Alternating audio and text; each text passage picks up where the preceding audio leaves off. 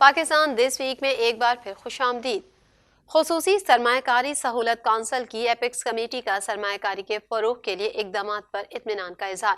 خسارے کے شکار سرکاری اداروں کے نجکاری کے عمل کو تیز کرنے کی ہدایت۔ مزید احوال اس رپورٹ میں۔ خصوصی سرمایہ کاری سہولت کونسل کی ایپیکس کمیٹی کا سرمایہ کاری کے فروغ کے لیے اقدامات پر اطمینان کا اظہار۔ خسارے کے شکار سرکاری اداروں کی نجکاری کے عمل کو تیز کرنے کی ہدایت۔ کمیٹی کے اجلاس کے بعد جاری اعلامیے میں کہا گیا کہ اجلاس میں SIFC کے تحت ملک میں سرمایہ کاری کے فروغ کے لیے کیے گئے اقدامات کا جائزہ لیا گیا۔ اجلاس میں مختلف وزارتوں نے ملک میں سرمایہ کاری کے فروغ اور طے شدہ اہداف کے بروقت حصول میں سہولت کے لیے ہونے والے اقدامات پر بریفنگ دی گئی۔ نگراں وزیر اعظم انوار الحق کاکڑ کی زیر صدارت SIFC کی ایپیکس کمیٹی کا 7واں اجلاس ہوا۔ اجلاس میں chief of army staff general Asim Munir, نگراں کابینہ کے ارکان، نگراں صوبائی وزرائے اعلیٰ اور اعلیٰ حکومتی عہدیداروں نے شرکت کی۔ اعلامیے میں کہا گیا کہ کمیٹی نے ملک میں سرمایہ کاری کے فروغ کے لیے اقدامات کے ساتھ ساتھ سرمایہ کاروں کا اعتماد بڑھانے کی پالیسی اقدامات کا بھی جائزہ لیا۔ اعلامیے میں کہا گیا کہ کمیٹی نے خسارے کے شکار سرکاری اداروں کی نجکاری کے عمل کا جائزہ لیا اور کارکردگی پر اطمینان کا اظہار کیا اور نجکاری کا عمل مزید تیز کرنے کی ہدایت کر دی۔ ایپیکس کمیٹی نے SIFC کے تحت سرمایہ کاری کے فروغ کے لیے کیے گئے مختلف اقدامات پر پیش رفت انتہائی اطمینان بخش قرار دے دی اور ملک میں بیرونی سرمایہ کاری کے لیے دوست ممالک سے روابط میں تیزی، سرکاری اور نجی اداروں سے تعاون کے اقدامات کی تعریف کی۔ ایپیکس کمیٹی نے سرمایہ کار برادری کے ساتھ مختلف اقدامات کے حوالے سے مؤثر روابط بڑھانے کی بھی تعریف کی، جس کی بدولت ملکی اور غیر ملکی سطح پر منصوبوں کے حوالے سے پیش رفت میں تیزی واقع ہوئی ہے۔ اس موقع پر نگراں وزیر اعظم انوار الحق کاکڑ نے تمام متعلقہ اداروں اور اہلکاروں کو ہدایت کی کہ SIFC کے تحت اقدامات پر بھرپور تعاون اور محنت سے عمل کیا جائے۔ چیئرمین PTI کے خلاف سائفر کیس کی سماعت بغیر کارروائی معطل۔ علیمہ خان نے کہا وہ دفعات لگائی جا رہی ہیں جس پر سابق وزیر اعظم کو سزائے موت اور عمر قید ہو سکتی ہے۔ PTI چیئرمین نے کیا ایسا جرم کیا جس پر یہ دفعات لگائی گئی؟ مزید جانیں گے اس رپورٹ میں۔ چیئرمین PTI کے خلاف سائفر کیس کی سماعت بغیر کسی کارروائی کے معطل ہو گئی۔ سائفر کیس کی سماعت کے موقع پر چیئرمین PTI کی اہلیہ، وکلا کی ٹیم، بہنیں علیمہ خان اور عظمیٰ خانم، FIA ٹیم اور پروسیکیوٹرز عدالت پہنچے۔ علاوہ ازیں شاہ محمود قریشی کے وکیل بیرسٹر تیمور ملک، ان کی اہلیہ مہرین قریشی اور بیٹی مہر بانو قریشی بھی اڈیالہ جیل پہنچے۔ اسی اثنا میں آفیشل سیکریٹ ایکٹ خصوصی عدالت کے جج ابو الحسنات محمد ذوالقرنین بھی اڈیالہ جیل پہنچ گئے۔ بعد ازاں عدالت نے سائفر کیس کی سماعت 21 نومبر تک بغیر کسی کارروائی کے ملتوی کر دی۔ چیئرمین PTI عمران خان کے وکیل سردار لطیف کھوسہ نے کہا ہے کہ نیب کو سابق خاتون اول بشریٰ بی بی کی گرفتاری درکار نہیں۔ نیب کی جانب سے کہا گیا ہے کہ ہمیں بشریٰ بی بی مطلوب نہیں۔ سینئر سیاسی رہنما اور معروف وکیل سردار لطیف کھوسہ کا اڈیالہ جیل کے باہر میڈیا سے گفتگو میں کہنا تھا کہ بشریٰ بی بی کی ہم نے ضمانت قبل از گرفتاری مانگی ہوئی ہے۔ نیب کی جانب سے عمران خان کے جسمانی ریمانڈ کی استدعا کی جائے گی، تاہم مجھے لگتا ہے کہ عمران خان کے جسمانی ریمانڈ کی استدعا قبول نہیں ہوگی۔ عدالت نے نیب کو پہلے ہی عمران خان سے تفتیش کی اجازت دے رکھی ہے، وہ پہلے ہی جوڈیشل ریمانڈ پر ہیں۔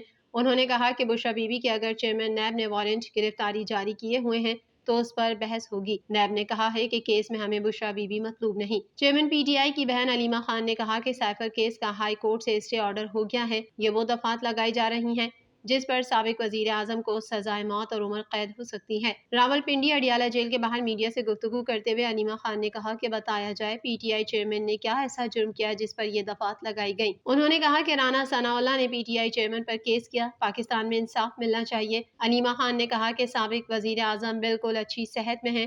انہوں نے بتایا اچھی روٹین بنی ہوئی ہے۔ انہوں نے مزید کہا کہ چیئرمین PTI کی جانب سے کھانے کی کوئی شکایت نہیں کی گئی۔ لاہور ہائی کورٹ اسموک کے تدارک کے لیے سرکاری سطح پر سائیکلنگ کو فروغ دینے کی ہدایت۔ اسموک کا باعث بننے والے عناصر کے خلاف گھیرا تنگ، 15 روزہ رپورٹ جاری۔ اسموک کے تدارک کے لیے پنجاب حکومت کا مصنوعی بارش برسانے کا پلان۔ مزید احوال اس رپورٹ میں۔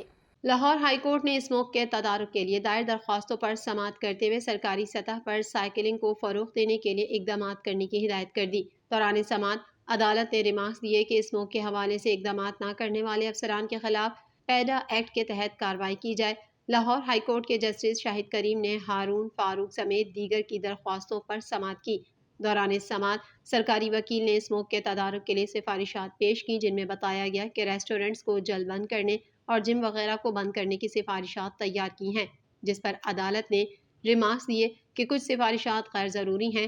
جم تو کورونا کے دوران بند ہوئے تھے۔ جسٹس شاہد کریم نے ریمارکس دیے کہ بھارت میں فصلوں کی باقیات بہت زیادہ جلائی جاتی ہیں۔ اگر ہوا انڈیا سے پاکستان کی جانب سے چلے تو تمام اثرات پاکستان میں آئیں گے۔ عدالت نے گھروں میں گاڑیاں دھونے والوں کے خلاف بھی کارروائی یقینی بنانے کی ہدایت کر دی۔ عدالت نے ریمارکس دیے کہ ڈپٹی کمشنرز اسموک سے متعلق آگاہی واک کر کے کہتے ہیں کہ ہم نے اپنا کردار ادا کر دیا۔ جو افسران اسموک کے حوالے سے اقدامات نہ کریں ان کے خلاف پیڈا ایکٹ کے تحت کارروائی کی جائے۔ برطانیہ میں ججز آج بھی سائیکلوں پر آتے ہیں۔ سائیکلنگ کو فروغ دیں، حکومتی سطح پر اقدامات ہوں تو مثبت اثرات آئیں گے۔ بعد ازاں عدالت نے کیس کی سماعت 22 نومبر تک ملتوی کر دی۔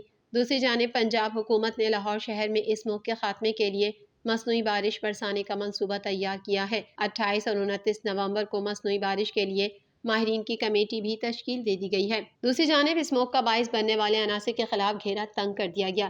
اس حوالے سے 15 روزہ رپورٹ بھی جاری کر دی گئی۔ رپورٹ میں بتایا گیا کہ 15 روز میں کوڑا جلانے اور اسموک کا باعث بننے والے عناصر کے خلاف 300 سے زائد مقدمات درج کیے گئے ہیں۔ چیف ایگزیکٹو آفیسر کا کہنا ہے کہ کوڑے کو آگ لگانے کے جرم میں 12 لاکھ سے زائد مالیت کے 630 چالان کیے گئے ہیں اور مصری شاہ میں فیکٹری پر چھاپہ مار کر بڑے پیمانے پر کوڑا جلانے کے جرم میں 21 افراد کو گرفتار کیا گیا ہے۔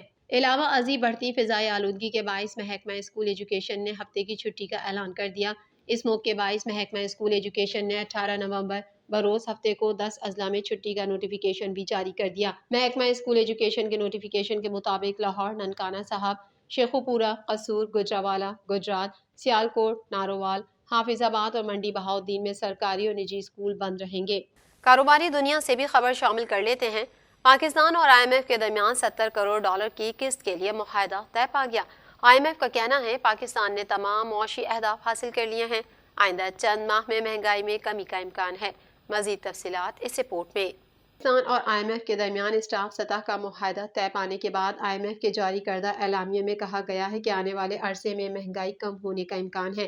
پاکستان اور بین الاقوامی مالیاتی فنڈ جائزہ مشن کے درمیان اسٹاف کی سطح پر معاہدہ طے پا گیا ہے، جس کے بعد آئی ایم ایف کے ایگزیکٹو بورڈ کی منظوری سے پاکستان کو 70 کروڑ ڈالر ملیں گے۔ آئی ایم ایف کے مطابق پروگرام کے تحت معاشی بحالی جاری ہے۔